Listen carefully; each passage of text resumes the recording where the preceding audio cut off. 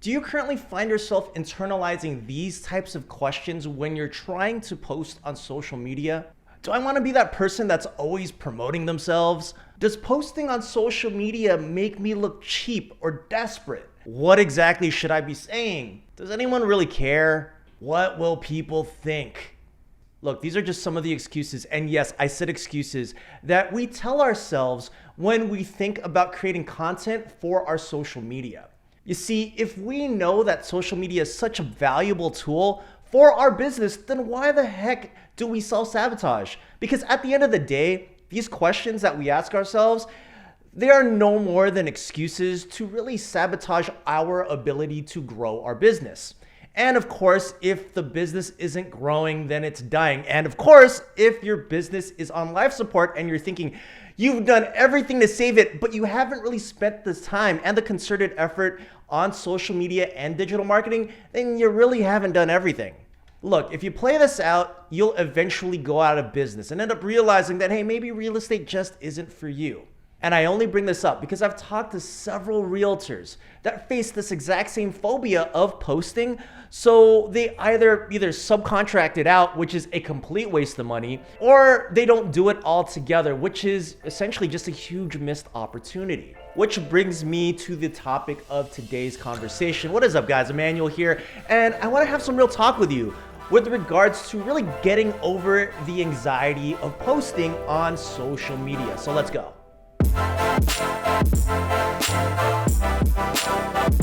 Now, before I get into it, you guys know the deal. You guys know the good stuff. Please make sure you click the like button, the subscribe button, and the bell icon so it appeases the YouTube gods, aka that algorithm, and continues to support our channel so we can continue to make great content just like this. So thank you so much in advance.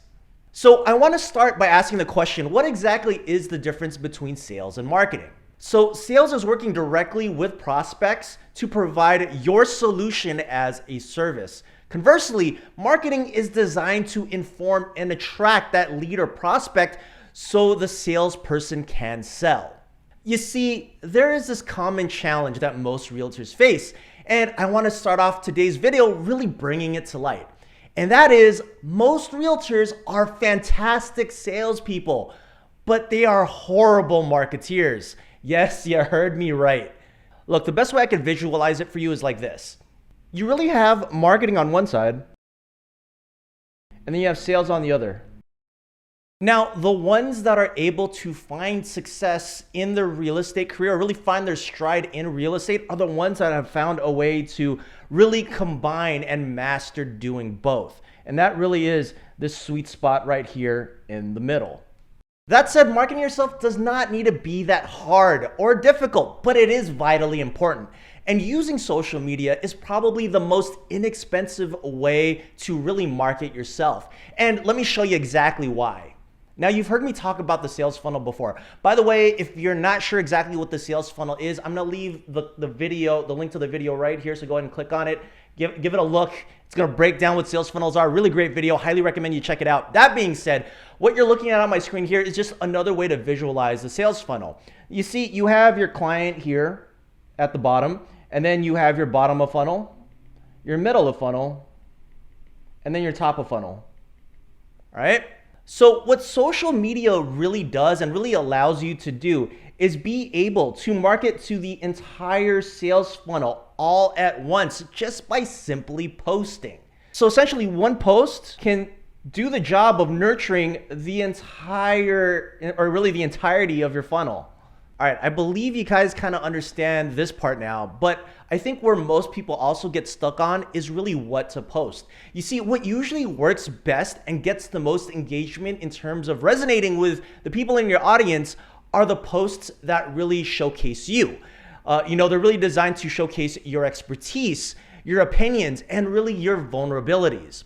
Now, the challenge here is that most people get hung up on this part because of the questions I alluded to in the beginning of the video. But all of these questions really stem from one thing, and that one thing is really insecurity. And those insecurities lead to anxiety, which inevitably lead to no action. That said, I want to drop some science behind this because I'm hoping that if you can better understand why this is happening, then you will have more power to identify what is really holding you back when you want to take action. You see, humans are essentially born or programmed with two fundamental needs, and those needs are to avoid rejection and to find connection.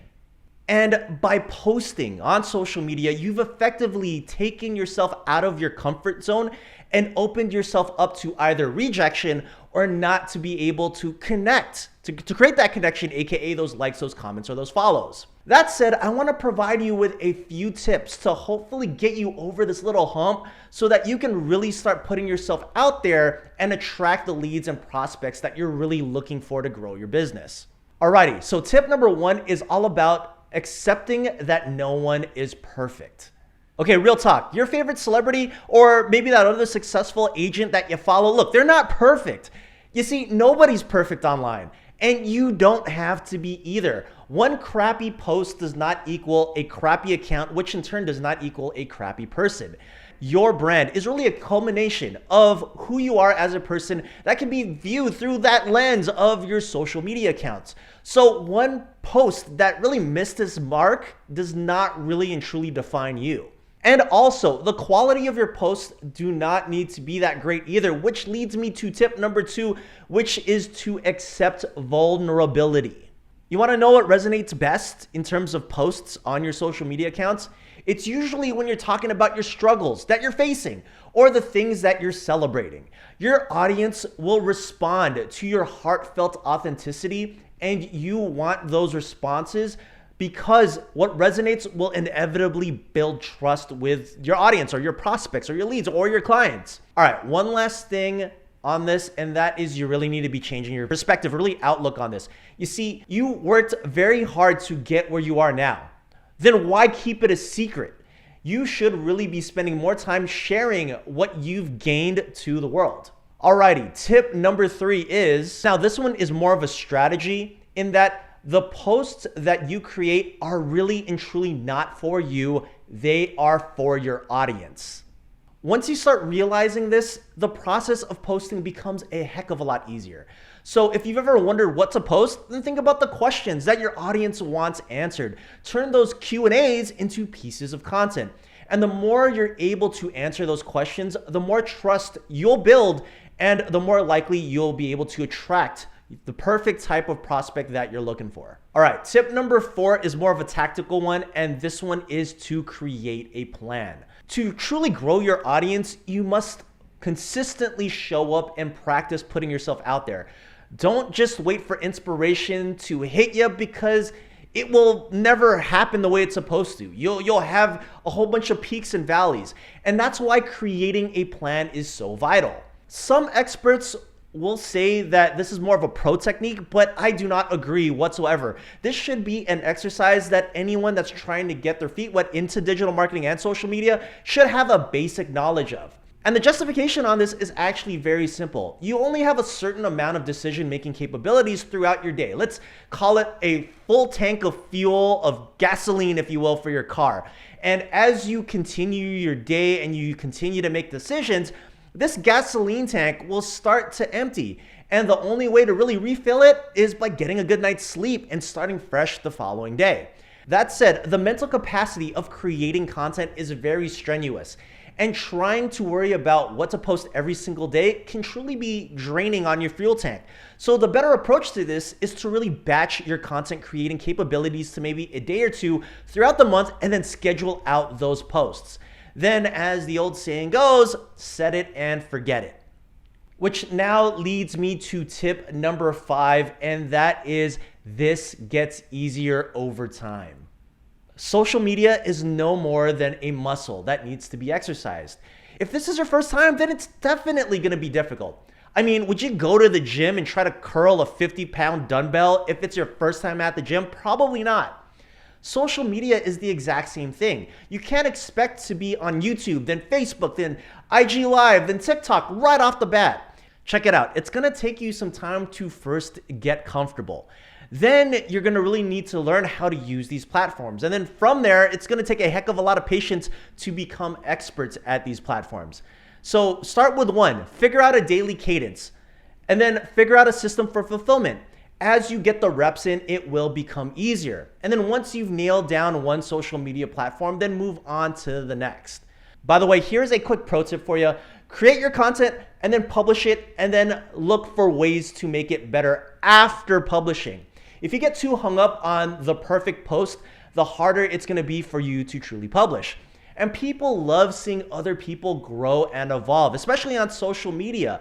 So if you truly follow the philosophy of create, then publish, and then look for ways to make it better, the quicker your audience will grow and the more likely you'll start to attract that perfect type of prospect. Now, if you're still freaking out about this and really just posting, or you need some accountability on this, then I highly recommend that you join our free Facebook group. I'm gonna leave the link to the group in the description below. We talk all things social media, tech, websites, digital marketing, specifically for realtors just like yourself, and I'm more than happy to provide you with some additional assistance. So go ahead and join, click that link below. But if you're looking for some more content ideas for publishing on your social media, then I highly recommend you check out this video here. It goes deep into some additional social media strategies. Aside from that, have a wonderful day, everybody.